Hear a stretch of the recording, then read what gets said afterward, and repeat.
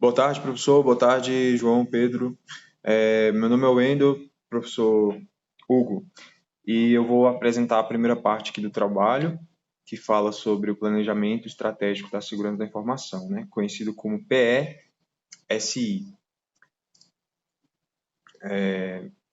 O Plano Estratégico de Segurança da Informação, que é o PSI, é um processo utilizado para desenvolver e elaborar atividades a fim de saber o que deve ser executado e de qual maneira deve ser executado, para comunicar e implantar a estratégia escolhida pela organização. Além disso, deve responder às 3 perguntas básicas: onde estamos, para onde vamos e como chegamos lá. Esse plano é um dos principais fatores para o sucesso de SI em organização. Eu dividi em 5 tópicos essa parte, sendo o primeiro, que seria a primeira atividade, né, para a elaboração do PSI, que é a entrevista com a alta direção e a pesquisa sobre os objetivos estratégicos da organização. Esse é o ponto inicial.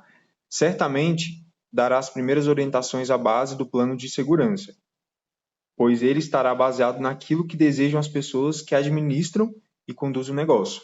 O segundo tópico, que é o próximo passo, é o mapeamento das áreas e dos processos, para realizar um diagnóstico de como está a situação da segurança da informação na empresa.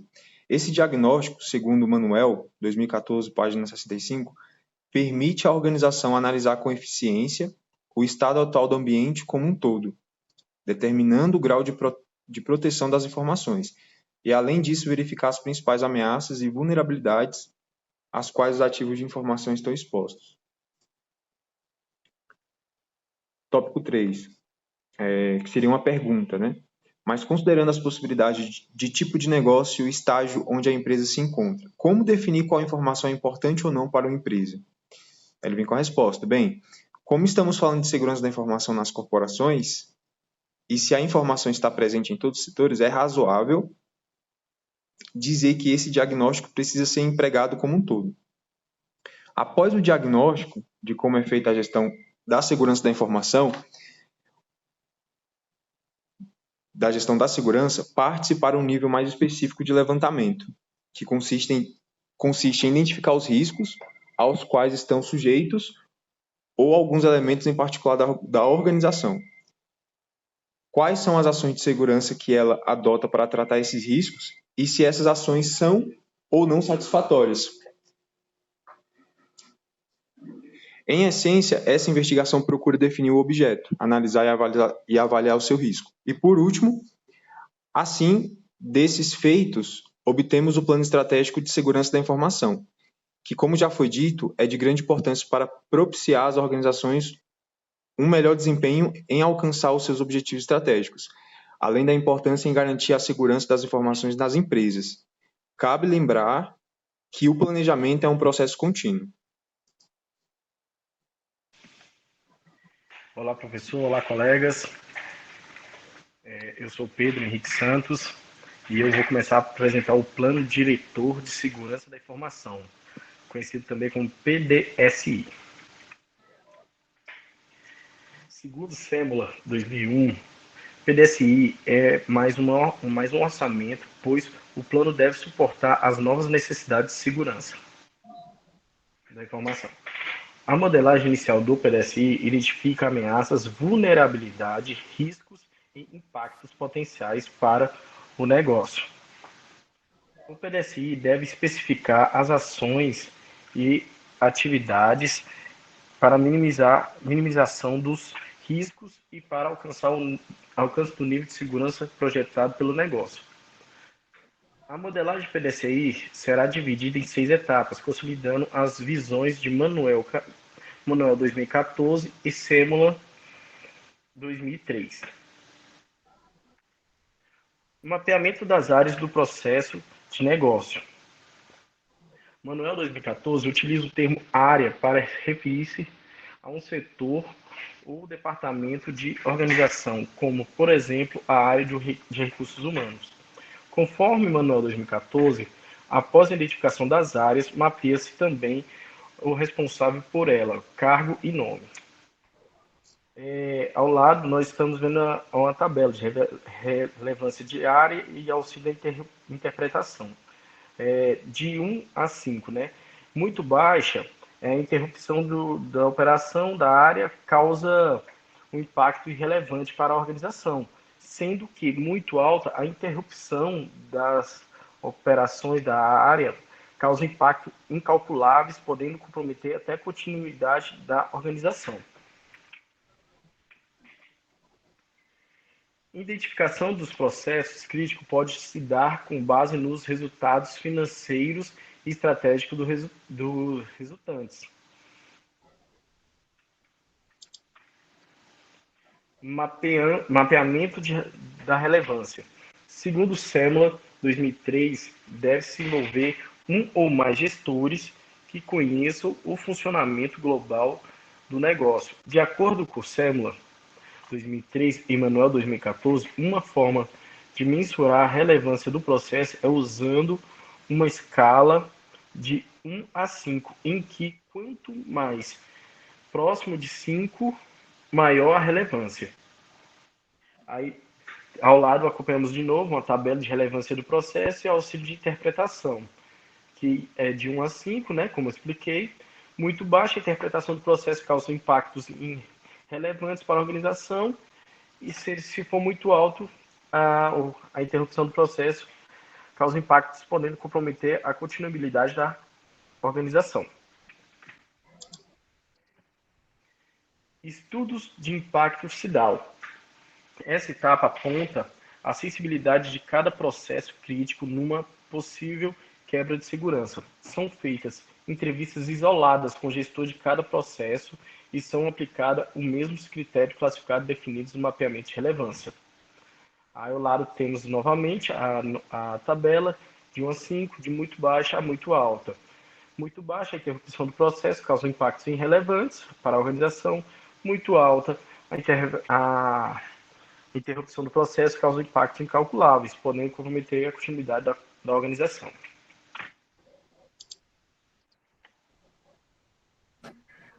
Boa tarde, professor. Vou dar continuidade no plano de diretor. Vou começar com a seguinte pergunta. Como o processo de aprovação de crédito de uma instituição financeira seria afetada se a base de dados dos clientes tivesse sido corrompida? Bem, é considerado o tempo de duração dos impactos associados ao processo de negócio analisado. Assim, vai questionar o quão é urgente para selecionar o problema. Já a dimensão tendência considera os planos curtos, médio e longo prazo. Nessa tabela, cada dimensão é pontuada de 1 a 5. Quanto mais próximo do 5, tem maior priorização. Aí dá para ver aí na tabela, tem a 1, né, que é sem gravidade, a urgência é sem pressa e a tendência é não se agravar. Aí, quando vai chegando mais próximo do 5, vai no 4 mesmo, é alta gravidade, com alguma urgência, e vai agravar a curto prazo. E o 5 é de altíssima gravidade. Já no próximo slide, no estudo de perímetro, essa figura representa a divisão da empresa em processos de negócios e o agrupamento baseado na similaridade dos ativos físicos, humano e tecnológico. No próximo slide, no estudo de atividade, nessa etapa, começa a elaboração do PDSI. O PDSI, que é o Plano Diretor de Segurança da Informação, informando as atividades e projetos necessários. Ela tem uma fórmula para calcular a criticidade de um processo. Assim já vai dar para saber onde que vai dar mais atenção lá na hora do processo. Aí tem o cálculo, né, que eles fazem, que é a classificação do impacto. Aí já no próximo slide, que é através desse cálculo que a gente vai ver o nível de pontuação da criticidade. Se ele é baixo, médio ou alto. Aí já no próximo slide é um caso real que aconteceu na Sony. É um programador chamado George Hotz, ele conseguiu obter acesso ao PlayStation 3 e compartilhou sua descoberta. Naquele tempo, a Sony havia acabado de anunciar o novo PlayStation 3, né? Com funcionalidades que permitiam que o dono pudesse assistir filmes, ver fotos, ouvir música e também executar o sistema operacional Linux. Ele era basicamente um computador. Só que aí o George Hotz, ele conseguiu obter acesso pleno ao PlayStation 3 e compartilhou sua descoberta. Aí com isso a Sony processou o George. Aí foi um reboliço danado, porque a Anonymous, ela entrou no meio, ela organizou ataques contra a Sony, citou que a Sony estava tendo violação de direitos de privacidade. Aí, em abril de 2011, os técnicos da Sony descobriram um problema no PlayStation, que um jogo online contendo mais de 77 milhões de consumidores, que após a análise dos peritos, a Sony confirmou publicamente que intrusos conseguiram acesso não autorizado ao sistema. Aí nisso causou um temor das pessoas, né, que jogam no PlayStation, pedindo até para o Congresso americano abrisse uma investigação na Sony. Aí no final a Sony anunciou novos planos para fortalecer as suas medidas de segurança, como a nomeação de um novo chefe de segurança da informação, que havia, né, correu o risco naquele tempo a Sony, 2011, e os técnicos não conseguiram resolver aqueles problemas. Aí causou esse reboliço todo. Aí a Sony teve que mexer em toda a sua estrutura para poder resolver esse processo. Por isso que é bom, né, ter sempre atualizado sua segurança da informação, por causa desses hackers que podem atacar o sistema. Então é isso, professor. Aí é a nossa apresentação, espero que tenham gostado.